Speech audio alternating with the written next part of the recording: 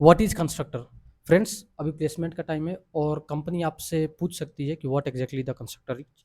तो चलिए इसके बारे में हम थियोरेटिकल और प्रैक्टिकली समझते हैं कि कंस्ट्रक्टर एक्चुअली में है क्या। तो कंस्ट्रक्टर सबसे पहले एक स्पेशल मेथड है। इसका कोई रिटर्न टाइप नहीं होता और जो इसका नाम होता है, ये जो कंस्ट्रक्टर का नाम हम रखते हैं, ये क्लास के ही नाम पे रखते हैं। मेनली हम क्यों यूज करते हैं? ताकि हम जो डेटा मेंबर है, जो हमारे पास एट्रीब्यूट्स हैं क्लास के, उसको हम क्या कर सकें, इनिशियलाइज कर सकें। और ये कॉल्ड कब होता है? जब भी हम उस क्लास का ऑब्जेक्ट बनाएंगे तो उस क्लास के कंस्ट्रक्टर क्या हो जाएंगे, कॉल कर दिए जाएंगे। कुछ इसके बारे में इंपॉर्टेंट पॉइंट देखेंगे अपन। और टाइप कितने होते हैं हमारे कंस्ट्रक्टर के? तो बेसिकली दो टाइप होते हैं, एक तो पैरामीटराइज होता है और दूसरा नॉन पैरामीटराइज। तो सबसे पहला चीज कि स्पेशल मेथड क्यों बोला गया है कंस्ट्रक्टर को, इस चीज को हम समझते हैं। तो मैं क्या करता हूँ, मैं सबसे पहले एक स्टूडेंट क्लास बनाता हूँ, ठीक है। और यहाँ पे सिंपली मैं एक मेथड बनाता हूँ, मैं सिंपल एक मेथड बनाता हूँ, पब्लिक वॉइड शो, राइट। अब ये जो मेथड है, इसमें हमारे पास रिटर्न टाइप है वॉइड, ठीक है। अब मैं क्या करता हूँ, एक और मेथड बनाता हूँ, पब्लिक वॉइड स्टूडेंट, ठीक है। अब आप देखो, ये भी एक मेथड है और ये भी एक मेथड है, क्लियर। अब मैं क्या करता हूं, इसमें से इसको मैं हटा देता हूं, इस वॉइड को, ठीक है। अब जो ये हमारा मेथड बनाना, ये एक स्पेशल टाइप का मेथड हो गया। मेथड है पर ये स्पेशल टाइप का मेथड है, जिसमें हमारा कोई रिटर्न टाइप नहीं होता है। तो यहां पे मैंने क्या लिखा है, नो रिटर्न टाइप। मतलब अगर किसी मेथड में रिटर्न टाइप नहीं है और जो मेथड का नाम है वो क्लास के नाम पे है, जैसे हमारे क्लास का नाम क्या है, स्टूडेंट है, तो इसी के नाम पे हमारा मेथड का नाम है और उस मेथड का कोई रिटर्न टाइप नहीं है, तो उस टाइप के मेथड को हम बेसिकली कंस्ट्रक्टर बोलते हैं। और ये मेथड एक स्पेशल, ये कंस्ट्रक्टर एक स्पेशल टाइप का मेथड इसी के कारण बोला गया है, क्लियर है। तो ये आपको पॉइंट क्लियर हो गया कि कंस्ट्रक्टर में जो हम क्यों बोलते हैं कि कंस्ट्रक्टर एक स्पेशल टाइप का मेथड है। कंस्ट्रक्टर इसीलिए एक स्पेशल टाइप का मेथड है क्योंकि ये मेथड की तरह ही प्रिजिम्बल करता है और इसमें कोई रिटर्न टाइप नहीं होता है, पहला चीज। दूसरा चीज, नेम जो इसका होता है क्लास के नाम के एकदम एग्जैक्टली सेम होता है, तो वो चीज हमने देख लिया। उसके बाद ये क्या किया जाता है, mainly use to initialise data member, इस चीज को हम बाद में देखते हैं। सबसे पहले इस पॉइंट को देखते हैं, called when object of class is created. अब आपको मालूम है कि किसी क्लास का ऑब्जेक्ट हम कैसे क्रिएट करते हैं। तो अगर मैं जावा की बात करूं तो हम क्या करते हैं, सिंपल एक स्टूडेंट का ऑब्जेक्ट बनाएंगे और न्यू कीवर्ड की मदद से हम क्या करते हैं, ऑब्जेक्ट बनाते हैं जो कि कहाँ पे स्टोर होता है, हीप एरिया में स्टोर होता है, राइट। तो मैंने सिंपली स्टूडेंट लिख दिया, ठीक है। और मैं इसमें क्या करता हूँ, एक पॉइंट लिख देता हूँ, like constructor called constructor called, ठीक है। अब मैं जैसे ही एक ऑब्जेक्ट बनाऊंगा, इनफैक्ट अगर मैं ये भी ना लिखूं, मैं रेफरेंस ना क्रिएट करूं, मैं सिंपली मैं क्या करता हूं, एक ऑब्जेक्ट बनाता हूं इस क्लास का, इस न्यू कीवर्ड की मदद से। मैं जैसे ही ऑब्जेक्ट बनाऊंगा उसी टाइम पे ये क्या हो जाएगा, कंस्ट्रक्टर हमारा कॉल हो जाएगा, ठीक है। इसको मैं रन करके आपको दिखाता हूँ,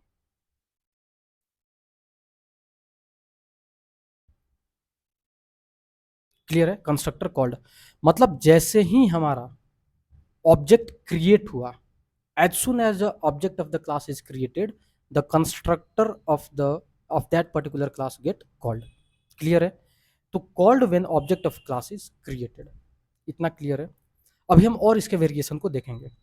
इसका टाइप क्या होता है, तो टाइप बेसिकली हमारा पैरामीटराइज और नॉन पैरामीटराइज। मतलब क्या हुआ, पैरामीटराइज का मतलब होता है कि हम कुछ पैरामीटर दे, उसमें पैरामीटर मतलब आर्गुमेंट दे।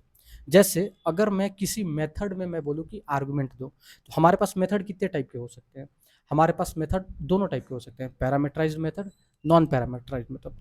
पैरामीटराइज मेथड का मतलब क्या हुआ, जैसे कि अगर मैं एक मैं मेथड बनाता हूँ, पब्लिक इंट और वॉइड सो, जैसा मैंने अभी बनाया था जस्ट नाउ, ओके। और यहाँ पे मैं क्या करता हूँ, अब आप एक बात बताओ, इस मेथड में मैंने कोई पैरामीटर दिया है क्या, मैंने कोई आर्गुमेंट दिया है क्या? नहीं, यहाँ पे मैंने कोई आर्गुमेंट या कोई पैरामीटर नहीं दिया है। तो यहाँ पे मैंने कोई एक्चुअल आर्गुमेंट, सॉरी, कोई फॉर्मल आर्गुमेंट मैंने पास नहीं किया है, कोई मैंने पैरामीटर पास नहीं किया है। इसीलिए मैं इस टाइप के मेथड को बोलूंगा नॉन पैरामीटराइज मेथड। और इसी टाइप से अगर मैं इस कंस्ट्रक्टर में एक भी अगर मैं आर्गुमेंट पास नहीं करता हूं या एक भी पैरामीटर पास नहीं करता हूं, पैरामीटर मतलब यहाँ पे, ठीक है, अगर मैं एक भी आर्गुमेंट या एक भी पैरामीटर पास नहीं करता हूं तो उस टाइप के कंस्ट्रक्टर को हम लोग बोलेंगे नॉन पैरामीटराइज्ड कंस्ट्रक्टर। क्लियर है? तो अभी जो हमने एक कंस्ट्रक्टर बनाया, ये किस टाइप का कंस्ट्रक्टर बना है? ये जो हमारा कंस्ट्रक्टर बना है ये हमारा नॉन पैरामीटराइज कंस्ट्रक्टर बना है। क्यों? क्योंकि हमने यहाँ पे कोई पैरामीटर दिया है नहीं दिया है, no parameter is giving here, that's the reason we are calling here it as non parameterise constructor. Clear है? अब हम पैरामीटराइज कंस्ट्रक्टर के बारे में थोड़ा सा समझते हैं। ठीक है, अब मैं क्या करता हूँ यहाँ पे मैं क्या करता हूँ एक कंस्ट्रक्टर बनाता हूँ। तो मैं सिंपली बनाऊंगा स्टूडेंट। ठीक है, अब यहाँ एरर इसलिए आ रहा है क्योंकि हमारे पास दोनों कंस्ट्रक्टर सेम है।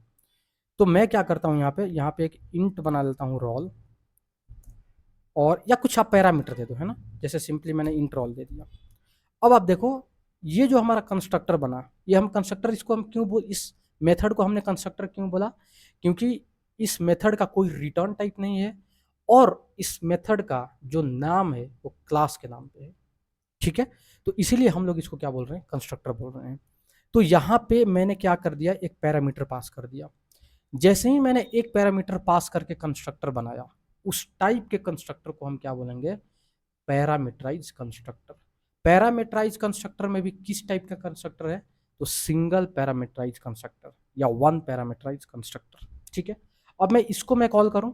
ठीक है, इसको अपन कॉल करके देखते हैं। तो मैंने लिखा यहाँ पे constructor called with one parameter. ठीक है, तो हमारे पास पैरामीटराइज कंस्ट्रक्टर में बहुत सारे हमारे पास आ सकते हैं। तो अगर मैं पैरामीटराइज कंस्ट्रक्टर की बात करूं,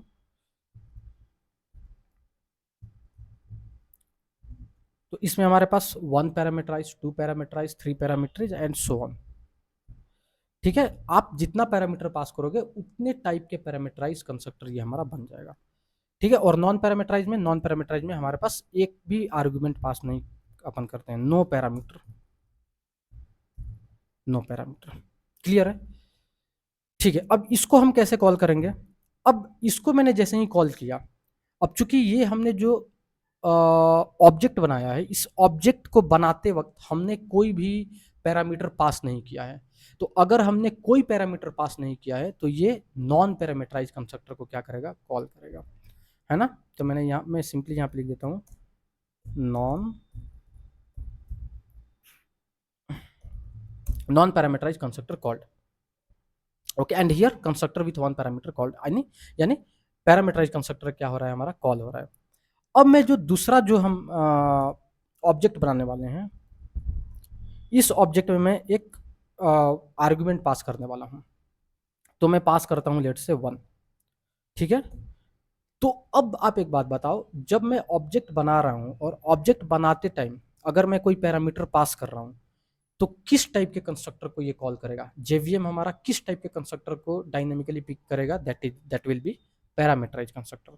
तो इस टाइम पे हमारा कॉल हो जाएगा ये वाला, सेकंड वाला। तो पहले के लिए पहले वाला कॉल होगा new student 1, what happened? Okay, save नहीं किया था मैंने, सॉरी। तो इसके लिए हमारा कॉल हुआ नॉन पैरामीटराइज कंस्ट्रक्टर, क्योंकि यहाँ पे हमने कोई पैरामीटर पास नहीं किया था। और दूसरे वाले के लिए हमारा कॉल हुआ पैरामीटराइज कंस्ट्रक्टर।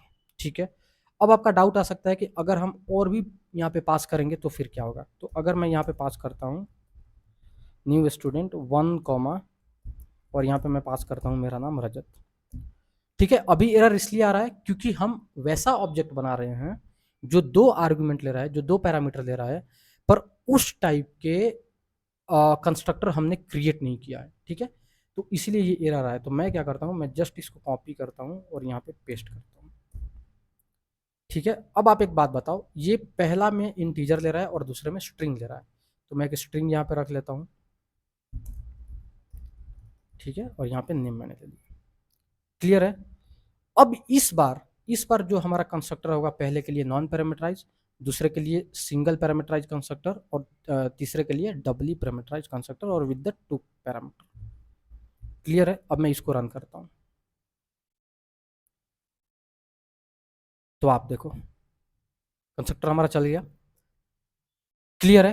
तो हमने यहां से समझा कि पैरामीटराइज कंस्ट्रक्टर क्या होता है और नॉन पैरामीटराइज कंस्ट्रक्टर क्या होता है। कंस्ट्रक्टर को हम स्पेशल मेथड क्यों बोलते हैं, कंस्ट्रक्टर का रिटर्न टाइप नहीं होता है, और जो कंस्ट्रक्टर का नाम होता है तो क्लास के नाम पे होता है। अब यहाँ पे एक पॉइंट है हमारे पास, mainly use to initialise data member. ठीक है, डेटा मेंबर क्या होता है? तो डेटा मेंबर बेसिकली हमारे क्लास के प्रॉपर्टीज होते हैं।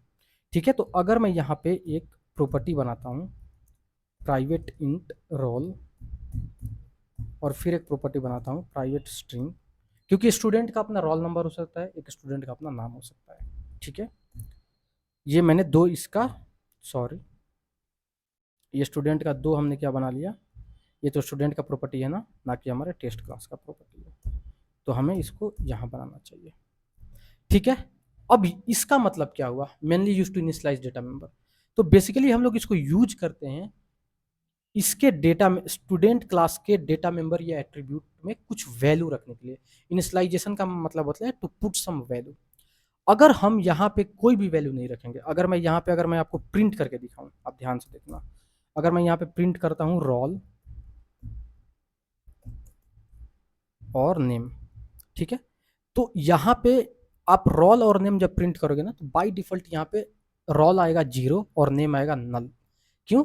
क्योंकि अगर आपने कोई भी वैल्यू सेट नहीं किया है डेटा मेंबर का, कस्टमाइज डेटा मेंबर यानी कि नॉन प्रिमिटिव डेटा मेंबर, हमारा स्टूडेंट जो है ये नॉन प्रिमिटिव डेटा मेंबर है, सॉरी नॉन प्रिमिटिव क्लास है, तो बाय डिफॉल्ट जो हमारा इंट है, जो रोल है, वो इंटीजर का बाय डिफॉल्ट वैल्यू 0 होता है, और किसी भी क्लास का, जैसे हमारा नेम क्या है, एक स्ट्रिंग क्लास का रिप्रेजेंटेशन है, तो अगर स्ट्रिंग का जो हमारा बाय डिफॉल्ट वैल्यू होता है डेट इज नल। तो अगर हमने कोई डेटा, हमने कोई वैल्यू इनिशियलाइज नहीं किया, तो उस केस में जो डेटा मेंबर का डिफॉल्ट वैल्यू होगा that will B it's default value of its own data type. ठीक है, तो यहाँ पे हमने कोई वैल्यू इनिशियलाइज नहीं किया, तो यहाँ पे ये आ जाएगा 0। ठीक है, यहाँ पे मैं प्रिंट करके देखता हूँ, और फिर यहाँ पे अपन प्रिंट करके देखेंगे। ठीक है, एक बार मैं इसको रन करता हूँ और मैं आपको पहले समझा देता हूँ। आप सब में आप देखना, सब में क्या आ रहा है, इसमें क्या आ रहा है, 0 और नल। 0 और नल इसमें क्यों आया? क्योंकि हमने इसको कॉल किया, और कॉल करते ही हमने कोई भी डेटा पास नहीं किया। अब आप एक बात बताओ, यहाँ पे हमने क्या किया है, यहाँ पे हमने आर्ग्यूमेंट में 1 पास किया है, तो आर्ग्यूमेंट में 1 पास किया है, तो ये वाला हमारा आ गया रोल, और ये इसने रोल को क्या कर दिया, प्रिंट कर दिया। और यहाँ पे हमने क्या पास किया है, 1 एंड रजत, तो 1 यहाँ पे आ गया और रजत यहाँ पे आ गया। ठीक है, ये तो हमने प्रिंट करके दिखाया। अब हम इसी चीज को हम चाहते हैं भाई कि इसके रोल में और इसके नेम में हम क्या कर दे, पास कर दे, क्योंकि ये वाला जो रोल है ये इसी का रोल है, पर इसमें अभी तक हमने डेटा नहीं रखा है। ठीक है, तो मैं क्या करता हूँ, इसके डेटा में, इसके क्या बोलते हैं उसको, डेटा मेंबर में इस चीज़ को हम रखते हैं। ठीक है, तो मैं क्या करता हूँ, यहाँ से सिंपली मैं बोलता हूँ this dot roll is equal to roll and this dot name is equal to name. Clear है? और सेम चीज़ को मैं यहाँ पे भी कॉपी कर देता हूँ। इनफैक्ट यहाँ पे नेम रखने का कोई सेंस नहीं बनता है, क्योंकि हम नेम ले ही नहीं रहे हैं। क्लियर है? या फिर अगर आपको मन है तो आप यहाँ पे पास कर सकते हो दिस डॉट नेम में, आप यहाँ पे आप पास कर सकते हो लेट्स से नेम, और लेट्स से श्याम। क्लियर है? और यहाँ पे हम दोनों पास कर रहे हैं, और यहाँ पे हम कुछ भी पास नहीं कर रहे हैं, तो यहाँ पे मैं बोल दे रहा हूँ this dot roll is equal to let's say 1, and यहाँ पे हमने बोल दिया this dot name is equal to let's say, मैंने यहाँ पे बोल दिया एनीथिंग लाइक जितेश। क्लियर है?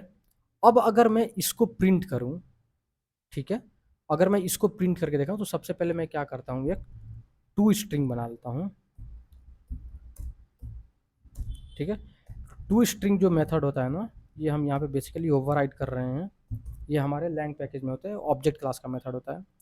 तो यहाँ पे सिंपली मैं रिटर्न कर दूंगा नेम दिस डॉट रोल को प्लस दिस डॉट नेम को, ठीक है। अदरवाइज अगर हम इसको ओवरराइड नहीं करते और अगर हम रेफरेंस को प्रिंट करते तो ये हमें ऑब्जेक्ट क्लास का टू स्ट्रिंग कॉल करता और वहाँ पे हमें ये something like hash code type का ये हमें वैल्यू दिखाता।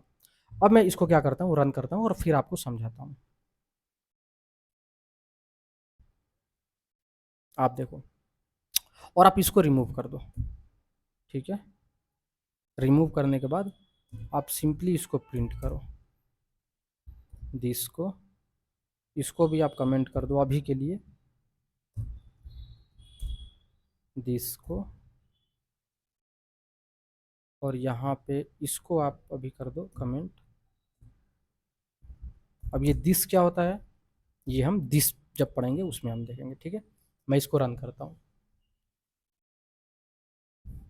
अब आप ध्यान से देखो,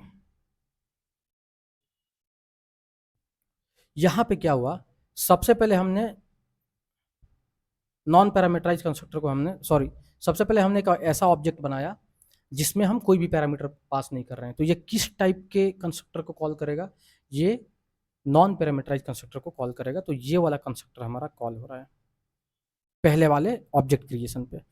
अब ये कॉल हुआ तो आप एक बात बताओ, मैंने रोल में क्या रखा, 1 रखा, और नेम में क्या रखा, गीतेश रखा, और ये जो दिस है ना, दिस हमारा करेंट ऑब्जेक्ट को क्या करता है, पॉइंट करता है। This is use to basically point the current object.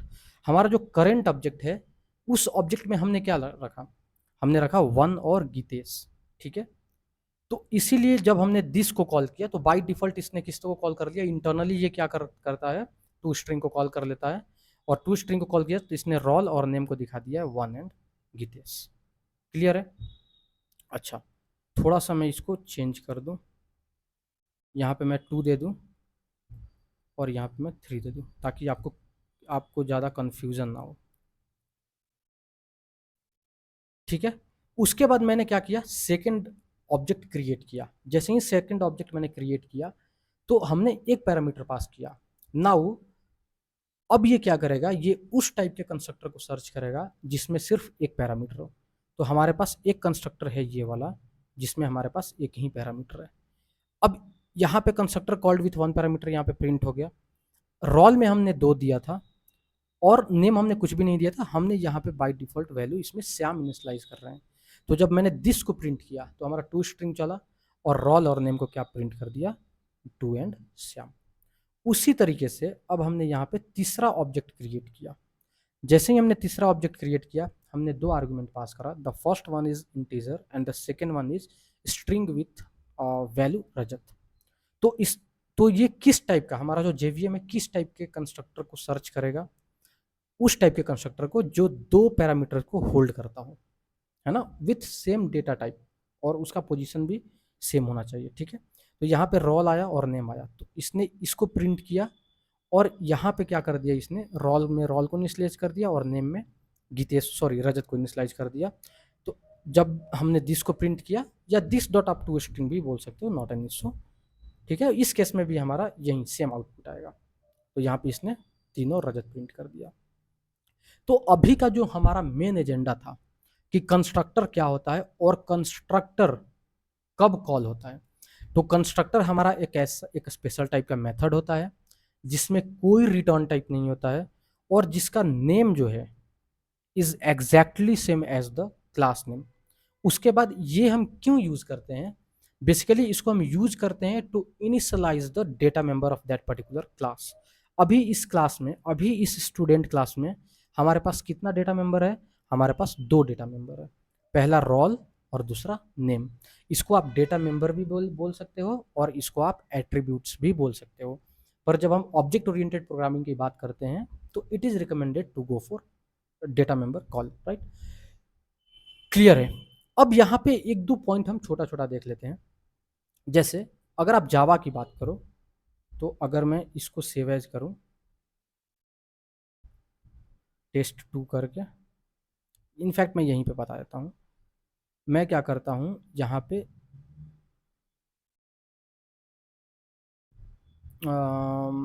एक काम करते हैं, एक नया क्लास बना लेते हैं ताकि आपको ज़्यादा क्लियर हो। तो मैं एक test2 नाम से क्लास बना लेता हूँ, स्टूडेंट पे एरर आएगा।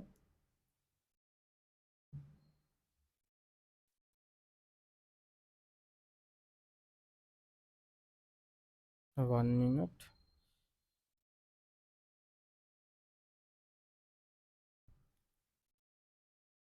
test2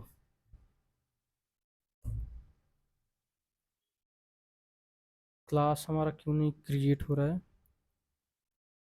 ठीक है, कुछ इशू है। मैं एक नया क्लास क्रिएट कर लेता हूँ। यहाँ पे मैंने लिखा test2। ठीक है, यहाँ पे मैं सॉरी, हाँ, मेन मेथड बना लेता हूँ। और यहाँ पे मैं क्या करता हूँ, स्टूडेंट को मैं यहाँ से कॉपी कर लेता हूँ। ठीक है, और इसको मैं उस पे एरर आएगा क्योंकि, या पूरे पूरे पूरे इसको भी मैं हटा देता हूँ। ठीक है, अब यहाँ पे मैं स्टूडेंट को क्या करता हूँ, कॉपी कर लेता हूँ स्टूडेंट क्लास को, और मैं यहाँ पे क्या करता हूँ, ये सबको हटा देता हूँ ताकि आप और बेहतर तरीके से जो मैं बताना चाह रहा हूँ आप उसको समझिए। तो यहाँ पे मैंने क्या बोला, मैंने बोला कंस्ट्रक्टर कॉल्ड, कंस्ट्रक्टर कॉल्ड। ठीक है, और अगर मैं यहाँ से, जैसे मैं स्टूडेंट का ऑब्जेक्ट बनाता हूँ, आप ऐसे ही बना सकते हो। अभी ये जो हमने बनाया लेफ्ट हैंड साइड में, ये हम लोग रेफरेंस क्रिएट कर रहे हैं, क्योंकि जो भी हमारा एड्रेस होगा स्टूडेंट ऑब्जेक्ट का, उस हम रेफरेंस में होल्ड कर लेंगे। ठीक है, और मैं इसको क्या करता हूँ, अभी रन करता हूँ। जैसे मैंने रन किया, कंस्ट्रक्टर कॉल हमारा कॉल होगा एज एक्सपेक्टेड। अब आप एक बात बताओ, अगर मैंने यहाँ पे इसको नहीं बनाया, इसको मैंने क्या कर दिया, इसको मैंने कमेंट कर दिया। अब कमेंट कर दिया तो आप एक बात बताओ, हमारे क्लास में क्या कोई पहले से कंस्ट्रक्टर बना हुआ है? अभी हम एक्सप्लिसिटली हमने कोई कंस्ट्रक्टर नहीं बनाया है। अब मैं इसको रन करता हूं, बहुत इंपॉर्टेंट पॉइंट है। ठीक है, तो हमें कोई कंपाइलेशन एरर, कोई एक्सेप्शन नहीं आ रहा है। रीजन, और कंस्ट्रक्टर तो चलता ही चलता है, ये भी हमने लिखा है कि जब भी हम क्लास का ऑब्जेक्ट बनाएंगे कंस्ट्रक्टर चलेगा ही चलेगा। और इस केस में जो अभी हम जो प्रोग्राम लिखे हैं, इस केस में हमारे पास तो कंस्ट्रक्टर है ही नहीं। तो फिर ऐसा कैसे पॉसिबल है कि आपने ऑब्जेक्ट भी बनाया, कोई एरर या एक्सेप्शन भी नहीं आया, और कंस्ट्रक्टर का जो थियरी है वो भी मेंटेन हो गया? ये कैसे पॉसिबल है? तो अगर आपके क्लास में, अगर आपने एक्सप्लिसिटली, आपके क्लास में मतलब जिस क्लास का आप ऑब्जेक्ट बना रहे हो, उस क्लास में अगर आपने एक भी कंस्ट्रक्टर एक्सप्लिसिटली, एक्सप्लिसिटली मतलब खुद से आपने इंसर्ट नहीं किया है, खुद से आपने उसको डिज़ाइन नहीं किया, उसको डिक्लेयर और डेवलप नहीं किया है, तो उस केस में जावा का डिफ़ॉल्ट कंस्ट्रक्टर कॉल हो जाता है। और जो जावा का जो डिफ़ॉल्ट कंस्ट्रक्टर होता है वो बाय डिफ़ॉल्ट जेवीएम कॉल कर लेता है। और जो जावा का जो डिफ़ॉल्ट कंस्ट्रक्टर होगा, that will somehow similar to this signature, मतलब उसके उसकी जो बॉडी होगी that will be totally blank, है ना? तो जावा जो हमारा अगर मैं इसको भी अगर मैं रन करूं, आप देखो कोई आउटपुट नहीं आएगा।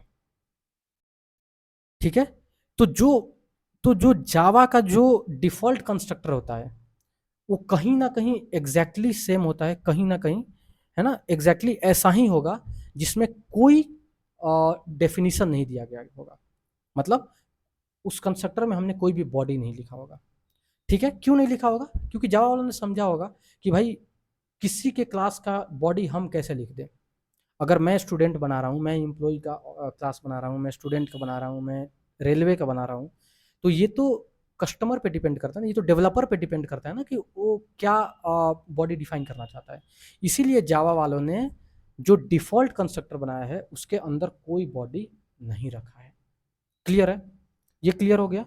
तो एक बार और मैं रिपीट करता हूँ कि अगर आपने कोई भी कंस्ट्रक्टर नहीं बनाया है अपने क्लास में, तो बाय डिफ़ॉल्ट वहाँ पे जावा का बाय डिफ़ॉल्ट जावा एक डिफ़ॉल्ट कंस्ट्रक्टर क्या कर देता है, वहाँ पे एम्बेड कर देता है।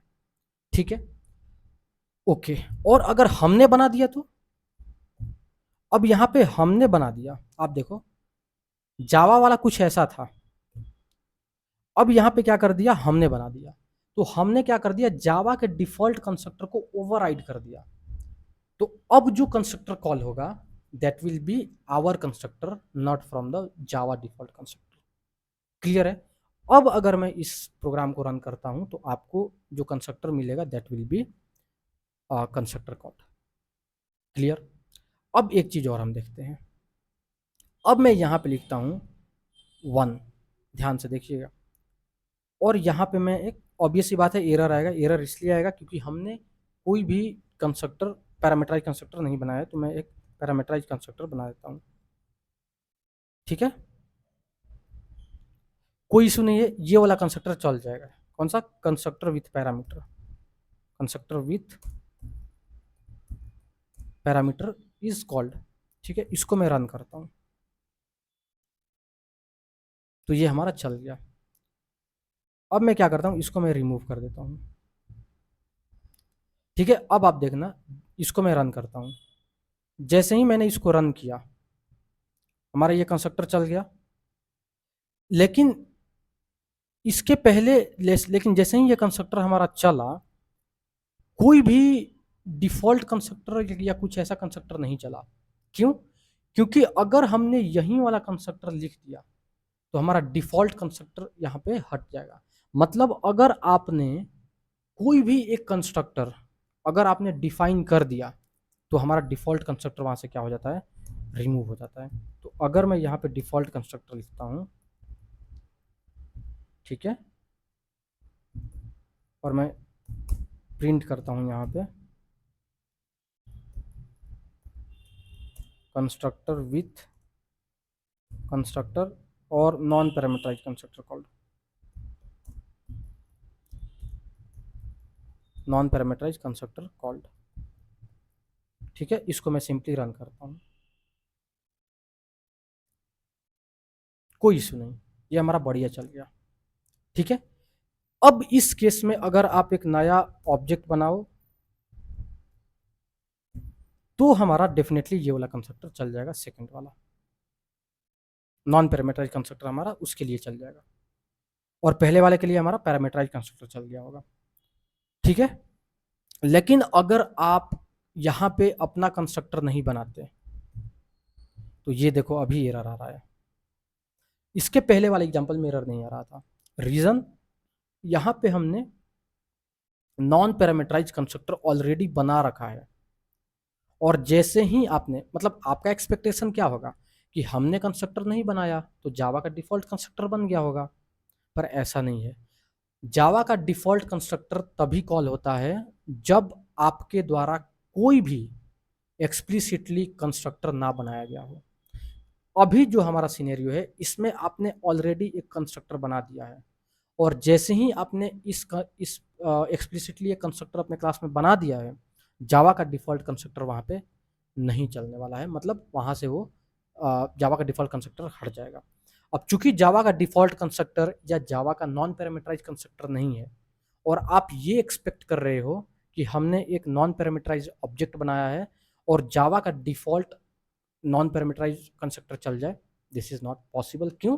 क्योंकि जावा का जो डिफॉल्ट कंस्ट्रक्टर तभी होता है, तभी पिक्चर में आता है जब आपके द्वारा कोई कंस्ट्रक्टर एक्सप्लिसिटली आपके क्लास में ना लिखा गया हो। क्लियर है? अच्छा, इस एरर को क्या मैं बिना नॉन पैरामीटराइज कंस्ट्रक्टर बनाए हुए क्या मैं इसको रिजॉल्व कर सकता हूँ? कर सकते हैं। आपको क्या करना है, आप सिंपली क्या करो, आप इसको कमेंट कर दो और आप इसको कमेंट कर दो। ये देखो एरर हट गया। क्या हमने यहाँ पे डिफॉल्ट कंस्ट्रक्टर बनाया? क्या हमने यहाँ पे नॉन पैरामीटराइज? आप कंफ्यूज मत हो, default constructor non parameterise constructor कहीं ना कहीं इक्वली है। अंतर इतना है कि अगर आप बनाओगे नॉन पैरामीटराइज कंस्ट्रक्टर तो आप उसकी बॉडी वॉडी डिफाइन करोगे, अपने तरीके से उसको बनाओगे। अगर जावा का जो डिफॉल्ट कंस्ट्रक्टर है दैट इज बॉडीलेस। ठीक है, अब आप एक बात बताओ, यहाँ पे एरर हट गया तो यहाँ पे अब एरर क्यों हट गया? क्योंकि चूंकि आपने इस क्लास में कोई भी एक्सप्लिसिट कंस्ट्रक्टर, कोई भी खुद से आपने कंस्ट्रक्टर यहाँ पे ऐड नहीं करा है। अब चूंकि आपने कोई भी कंस्ट्रक्टर यहाँ पे ऐड नहीं करा है मैनुअली, तो जावा का डिफ़ॉल्ट कंस्ट्रक्टर हमारे पिक्चर में है, और जैसे ही हमने ये ऑब्जेक्ट बनाया, जावा का डिफ़ॉल्ट कंस्ट्रक्टर क्या हुआ होगा, चल गया होगा विथ नो बॉडी, उसके पास कोई भी डेफिनेशन नहीं होगा, और इसीलिए जो हमारा आउटपुट आएगा that will be nothing. Clear है? तो ये कुछ इंपॉर्टेंट पॉइंट था जो आपको समझना चाहिए। तो आप, तो कंस्ट्रक्टर के केस में इंटरव्यूअर आपसे इस टाइप के क्वेश्चंस कर सकता है कि व्हाट इज कंस्ट्रक्टर। ठीक है, तो आप ये चीज़ बता सकते हो कि कंस्ट्रक्टर एक हमारा स्पेशल मेथड है। कंस्ट्रक्टर के बारे में और क्या जानते हो, तो कंस्ट्रक्टर का कोई रिटर्न टाइप नहीं होता है। कंस्ट्रक्टर का जो नाम होता है क्लास के ही नाम पे होता है, और बेसिकली हम लोग क्यों यूज़ करते हैं, ताकि जो हमारा क्लास का जो डेटा मेंबर है हम उसको क्या कर सकें, इनिशलाइज कर सकते हैं। मतलब उस डेटा मेंबर में हम कुछ वैल्यू रख सकते हैं। अगर हम वैल्यू नहीं रखेंगे तो डिफ़ॉल्ट वैल्यू सेट होगा। जैसे अगर इंटीजर है तो 0, कोई क्लास है तो नल, डबल है या फिर फ्लोट है तो 0.0, समथिंग लाइक दैट। बुलियन है, by default it will be false. उसके बाद कंस्ट्रक्टर हमारा कब कॉल होता है, तो कंस्ट्रक्टर इज कॉल्ड जैसे ही हमारा ऑब्जेक्ट क्या होता है, क्रिएट किया जाता है, और जिस टाइप का ऑब्जेक्ट हम बनाते हैं उसी टाइप के कंस्ट्रक्टर क्या होते हैं, कॉल होते हैं। कंस्ट्रक्टर हमारा कितना टाइप का होता है, कंस्ट्रक्टर हमारे दो टाइप के होते हैं। The first one is parameterise and the second one is non parameterise. Parameterise हमारे बहुत टाइप के हो सकते हैं। अगर आप एक आर्गुमेंट देते हो उसको हम लोग सिंगल पैरामीटराइज कंस्ट्रक्टर बोलेंगे। आप दो आर्गुमेंट देते हो उसको हम डबल पैरामीटराइज कंस्ट्रक्टर बोलेंगे। For 3 it will be triple parameterise constructor and so on. Non parameterise constructor में आपको कोई आर्गुमेंट, कोई पैरामीटर पास नहीं करना है। ठीक है। अच्छा, अगर आपने कोई कंस्ट्रक्टर नहीं बनाया तो किस टाइप का कंस्ट्रक्टर बाय डिफ़ॉल्ट बन जाता है, तो जावा का डिफ़ॉल्ट कंस्ट्रक्टर वहाँ पे बन जाता है। आपको दिखेगा नहीं पर वो उस सिनेरियो में है। तो जब भी आप एक ऑब्जेक्ट बनाओगे विथ नो पैरामीटर तो जावा का डिफ़ॉल्ट कंस्ट्रक्टर कॉल हो जाता है, पहला पॉइंट। दूसरा पॉइंट, अगर आपने कंस्ट्रक्टर बना दिया, अगर आपने कंस्ट्रक्टर डिफाइन कर दिया अपने क्लास में, तो जो जावा का डिफ़ॉल्ट कंस्ट्रक्टर होता है वो एलिमिनेट हो जाता है, हट जाता है। तो उस केस में अगर आप कोई भी नॉन पैरामीटराइज ऑब्जेक्ट बना रहे हो तो उस केस में आपको डेफिनेटली अपना नॉन पैरामीटराइज कंस्ट्रक्टर बनाना पड़ेगा। आप ये एक्सपेक्ट नहीं कर सकते कि जावा का डिफ़ॉल्ट कंस्ट्रक्टर चले। क्यों? क्योंकि आपने ऑलरेडी एक कंस्ट्रक्टर बना दिया है, and that's the reason the Java default constructor gets eliminated, and for that you have to explicitly create your own non parameterized constructor। ठीक है, तो अगर आपको वीडियो अच्छा लगा होगा तो आप इस वीडियो को शेयर और लाइक कर दीजिए। कोई अगर आपको इसमें डाउट या कोई इशू आ रहा है आप डेफिनेटली कमेंट कीजिए, I will try to get back to you. और इसी टाइप से और भी मैं कुछ interview question, important interview questions जो मेनली जो फ्रेशर लेवल पे और प्लेसमेंट पॉइंट ऑफ व्यू से इंपॉर्टेंट है, मैं उसको लाने की कोशिश करूँगा। So thank you so much.